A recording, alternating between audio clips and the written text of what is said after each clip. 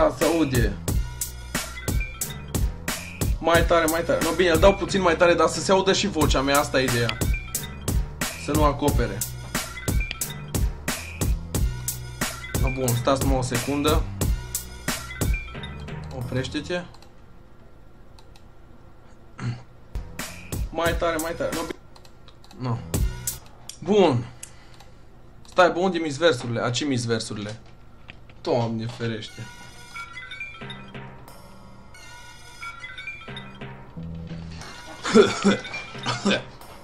Codrin Public 2015.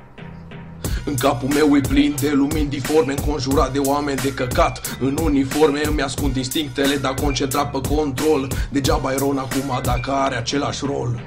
Hai, oprește-mă, te rog, dacă poți, aveam și eu sentimente, dar greșeli facem toți, te scuip între vise și-ți pleznesc prestanța. Am ajuns să am mai multe stări ca Ludovici Franța. Îmi bag pula în tot și o țin mereu în glume.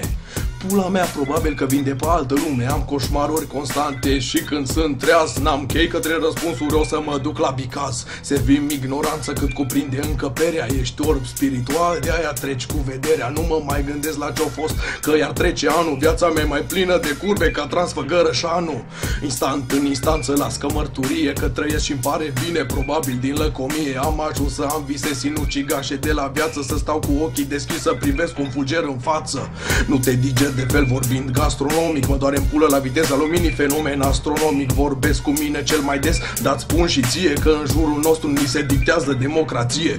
Pe beton fierbinte mixez idei în minte, am zeci de ținte, le țintesc înainte să-mi pierd creierul.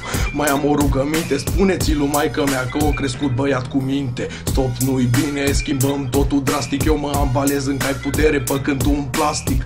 În capul meu gânduri provoacă inundații, am coliziuni frontale direct în revelații. Nu-s rece mereu, învârte iar discheta. Am simțit și căldura când m-am ars cu bricheta. M-am săturat de asta și știți ceva, știți? România, atenție, ca taxe vă rugăm ocoliți.